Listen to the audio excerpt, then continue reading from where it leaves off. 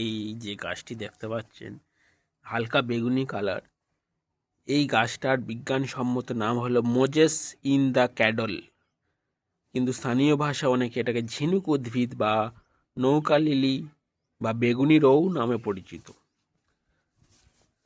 তো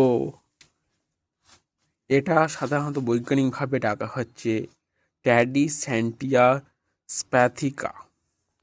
এটি সাধারণত স্বতন্ত্র তরবারি আকৃতির জন্য পাতার জন্য পরিচিত এবং সাধারণত উপরে চকচকে সবুজ এবং নিচের দিকে সমৃদ্ধ বেগুনি রঙের হয়।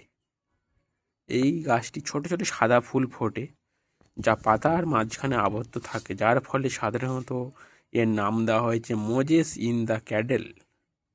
এটি একটি শক্ত অভিযোজিত উদ্ভিদ যা পূর্ণ রোদ এবং আংশিক ছায়া উভয়ের জন্যই উপযুক্ত এবং প্রায়শই গ্রীষ্মমণ্ডলীয় এবং উপক্রান্তীয় বাগানে বা সীমানা বা প্রান্তযুক্ত উদ্ভিদ হিসাবেও ব্যবহৃত হয় এবং খুবই ন্যূনতম রক্ষণাবেক্ষণের প্রয়োজনের কারণে এটি সাধারণত নতুন উপযুক্ত উদ্ভিদ হিসাবেও বিবেচনা করা হয়।